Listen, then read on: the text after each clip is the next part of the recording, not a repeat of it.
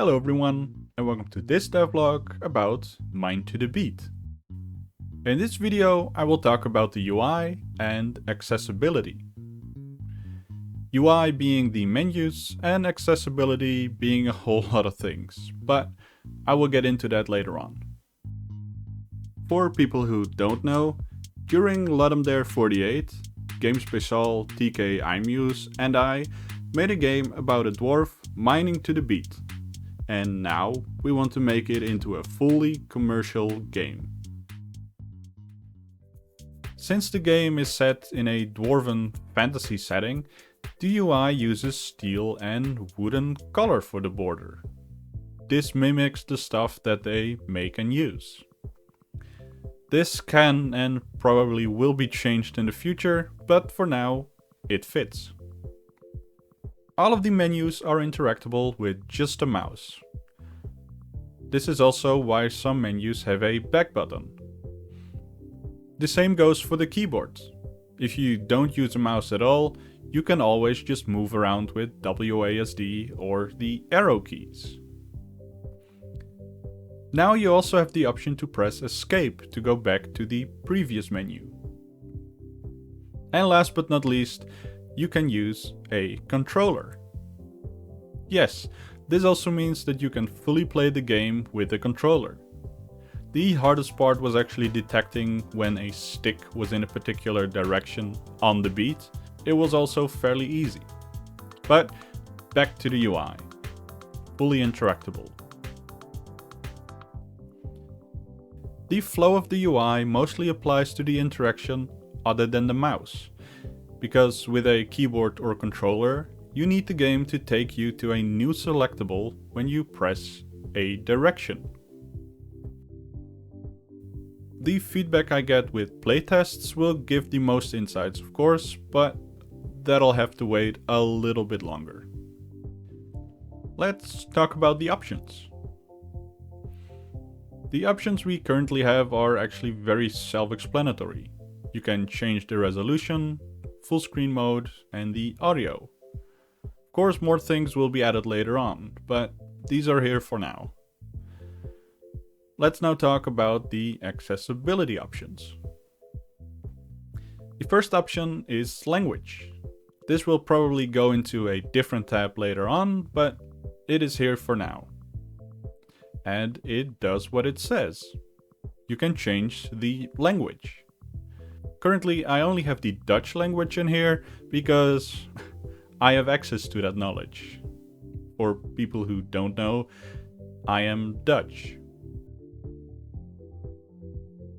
The second option is changing the font. The pixelated font looks nice, but for some people it might not be very readable. So you have the option to change it to a different font. A more normal looking one and the open dyslexic font. I mean, if we have the option for a normal font, why not also add a font for people who might have trouble reading even the normal font? This might be a small thing to implement, but it can have a big impact for some people. The third option has to do with movement. In the game, you need to tap a direction to the beat to move. For some, this might start to hurt after a while, or they might not be able to press that fast due to a problem with their motor skills. That's why I have added 2 more options. You can set it to hold, and this requires the player to hold the direction key down and it will move the character on the beat for you. Even better, you can set it to activate. This requires the player to press a direction once and then it starts to move on the beat by itself. When you press the same key again, it will stop. This makes playing the game require way less button presses and it will hopefully help some people who can't play games otherwise. I am planning on adding an option to also aim with a mouse, so people with a touchscreen or an eye tracker can also play the game. This one means a lot to me, and I might elaborate why in a future video.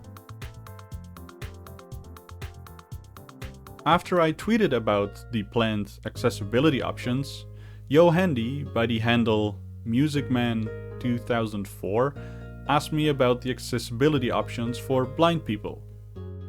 And to be honest, I did not think of that. How could someone who is completely blind play our game? So that brings me to the fourth option.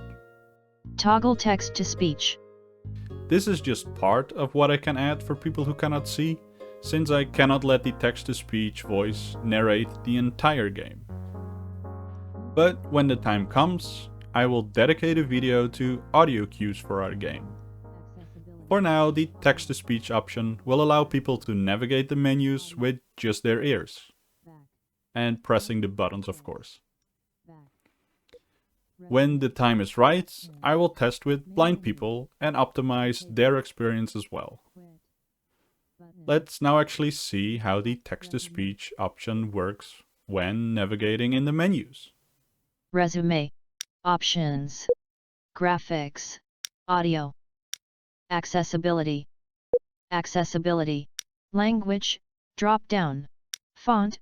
Drop down. Movement. Drop down. Toggle text to speech. Checked. Again, you can see how vital the back button is.